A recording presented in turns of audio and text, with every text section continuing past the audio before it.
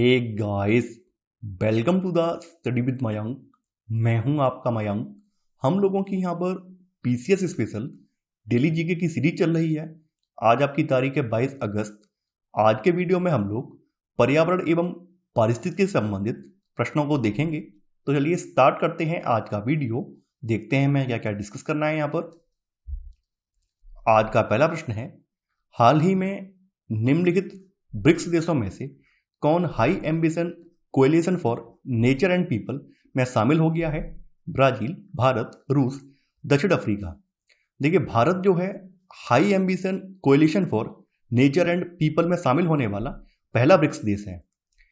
High ambition coalition for nature and people, इसका जो गठन है ये वर्ष 2019 में कोस्टारिका, फ्रांस और ब्रिटेन ने इसका मिलकर गठन किया है। यानी कोस्टारिका ने किया है, फ्रांस ने किया है और ब्रिटेन, यानी 3 लोगों ने इसका मिलकर गठन किया है।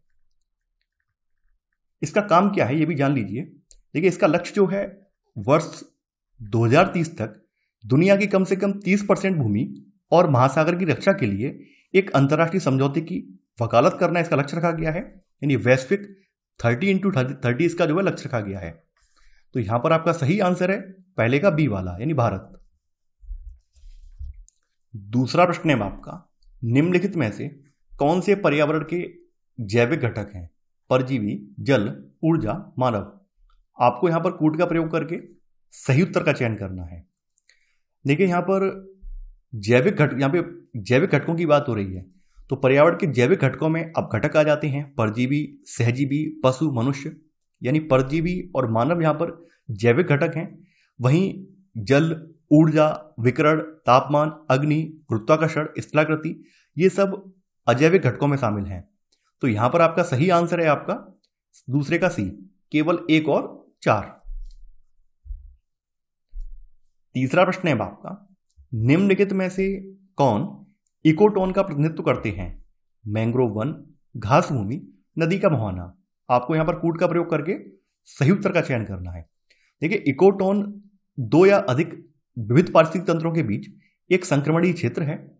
इकोटोन के अगर हम उदाहरणों को देखें तो इसमें मैंग्रोव वन आ जाते हैं। मैंग्रोव वन समुद्री और स्थलीय पारिस्थितिक तंत्र के बीच का एक इकोटोन प्रसिद्ध करता है, तो मैंग्रोव वन इसमें आ जाते हैं।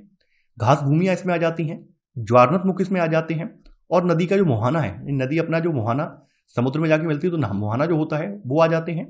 तो यहां पर ये सभी जो है इकोटोन का प्रतिनिधित्व करते हैं। तो यहां पर आपका सही आंसर है तीसरे का डी, यानी 1, 2 और 3। चौथा प्रश्न है अब आपका, वायुमंडल में प्रचुरता के आधार पर नाइट्रोजन और ऑक्सीजन के बाद निम्नलिखित में से कौन सी गैस आती है? Carbon dioxide, neon, hydrogen, argon.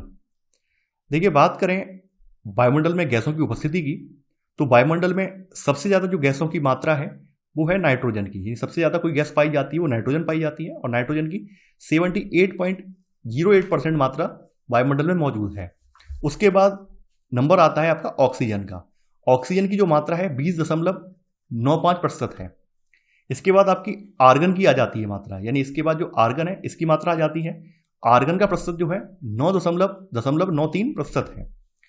उसके बाद आपका कार्बन डाइऑक्साइड आ जाती है। कार्बन डाइऑक्साइड का जो प्रतिशत है 0.036% है, 0.036% है। नियॉन की बात करें तो नियॉन का जो प्रतिशत है 0.002% है। वहीं हाइड्रोजन की यहां पर बात की गई है, तो हाइड्रोजन के बारे में मुझे जानकारी नहीं है, मुझे फिलहाल यही जानकारी है। तो यहां पर आपसे पूछा गया है नाइट्रोजन और ऑक्सीजन के बाद कौन सी गैस आती है, तो आर्गन आती है। भाई, नाइट्रोजन सबसे ज्यादा है, उससे कम ऑक्सीजन, उससे कम आर्गन है। तो यहां पर आपका सही आंसर है चौथे का डी वाला। पांचवा प्रश्न है आपका, निम्नलिखित में से कौन सा खाद्य श्रृंखला का सही क्रम है? पादप प्लवक, प्राणी प्लवक, मछली, पेलिकन यानी हवासील। पेलिकन, पादप प्लवक, प्राणी प्लवक, मछली। पादप प्लवक, प्राणी प्लवक, पेलिकन, हवासील, फिश। पादप प्लवक, पेलिकन यानी हवासील, प्राणी प्लवक, मछली।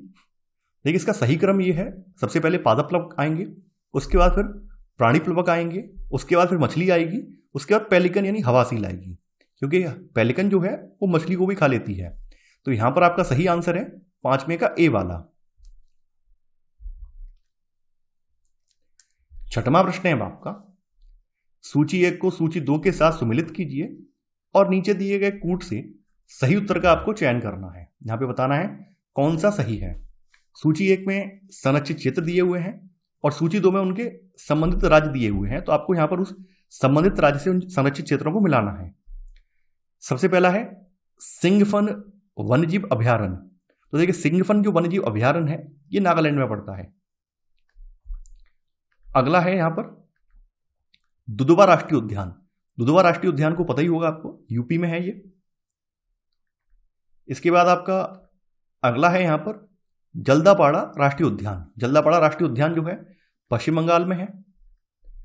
महात्मा गांधी राष्ट्रीय समुद्री उद्यान ये अंडमान और निकोबार में है।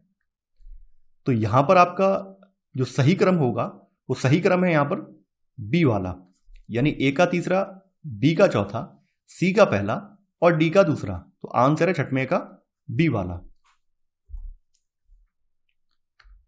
7वां प्रश्न है आपका, निम्नलिखित में से किन पद्धतियों से पृथ्वी पर नाइट्रोजन स्थिरीकरण सुनिश्चित किया जा सकता है? नीलहरित शैवाल, उर्वरक, गर्जन और प्रकाश। आपको यहां पर कूट का उपयोग करके सही उत्तर का चयन करना है। देखिए पृथ्वी पर नाइट्रोजन स्थिरीकरण 3 पद्धतियों द्वारा सुनिश्चित किया जाता है, जिनमें एक तो है सूक्ष्म जीवों द्वारा। सूक्ष्म जीवों में बैक्टीरिया और नीले हरे शैवाल आ जाते हैं। तो यहां पर आपका पहला वाला सही है इसमें। अगला है जो यहां पर मनुष्य और औद्योगिक प्रक्रियाएं हैं, तो उनके द्वारा इसका यानी कारखानों वगैरह में बनाकर उर्वरक के माध्यम से उसके द्वारा इसका उपयोग किया जा सकता है, स्थिरीकरण किया जा सकता है। तो यहाँ उर्वरक आ जाएगा। इसके अलावा जो वायुमंडलीय परिघटनाएं होती हैं जैसे गरज और प्रकाश वगैरह है, इसके द्वारा भी इसका स्थिरीकरण होता है, लेकिन इसकी सीमित सीमा में होता है। तो गर्जन और प्रकाश के द्वारा भी स्थिरीकरण सुनिश्चित किया जा सकता है। तो यहाँ पर आंसर होगा 7वें का डी, यानी उपरोक्त सभी जो पद्धतियां हैं इनके द्वारा पृथ्वी पर नाइट्रोजन स्थिरीकरण सुनिश्चित किया जा सकता है। तो यहाँ पर आपका सही आंसर है 7वें का डी वाला। 8वां प्रश्न है आपका, निम्नलिखित में से किस वन का वनावरण विश्व में सर्वाधिक है? ये आपको बताना है। ये कौन से वन विश्व में सबसे ज्यादा पाए जाते हैं? समशीतोष्ण शंकुधारी वन, समशीतोष्ण पर्णपाती वन, उष्णकटिबंधीय मानसूनी वन, उष्णकटिबंधीय वर्षा वन। वन क्षेत्र के मामले में समशीतोष्ण शंकुधारी वन का प्रतिशत विश्व में अधिकतम है। तो यहां पर आपका सही आंसर है 8वें का ए वाला। अब देखिए जो शीतोष्ण जो वाले जो शंकुधारी वन होते हैं ये मुख्य रूप से उच्च अक्षांशों में पाए जाते हैं, यह भी आपको पता होना चाहिए। तो यहां पर आपका सही आंसर है 8वें का ए। 9वां प्रश्न है आपका, किसी भी क्षेत्र की जलवायु मुख्यतः किसके द्वारा निर्धारित की जाती है? ऊंचाई, अक्षांश, वनस्पति के प्रकार, समुद्र से निकटता। देखिए किसी भी क्षेत्र की जलवायु को निर्धारित करने हेतु अक्षांश को मुख्य कारक माना जाता है। जलवायु की प्रमुख पेटियों को विभिन्न अक्षांशों के अनुसार विभाजित किया गया है। तो यहां पर आपका सही आंसर है 9वें का बी वाला। 10वां प्रश्न है आपका, जहां तक वन और वन्यजीव संसाधनों के संरक्षण का संबंध है, निम्नलिखित में से किस प्रकार के वनों को सबसे मूल्यवान माना जाता है? आरक्षित वन, संरक्षित वन, अवर्गीकृत वन, उपरोक्त में से कोई नहीं। देखिए भारत में वनों को 3 श्रेणियों में वर्गीकृत किया गया है, जिनमें आरक्षित वन आ जाते हैं, संरक्षित वन आ जाते हैं और अवर्गीकृत वन आ जाते हैं। भारत में कुल वन भूमि के आधे से अधिक भाग को आरक्षित वन घोषित किया गया है। जहां तक वन और वन्यजीव संसाधनों के संरक्षण का संबंध है तो आरक्षित वनों को सबसे मूल्यवान माना जाता है। तो यहां पर आपका ए वाला सही है। संरक्षित वनों की बात करें तो भारत में कुल वन क्षेत्र का लगभग 1/3 यानी कुल वन क्षेत्र का लगभग 1/3 जो है संरक्षित वन घोषित किया गया है। और इसके अलावा यह वन भूमि किसी भी प्रकार की छीड़ता और कमी से सुरक्षित भी है।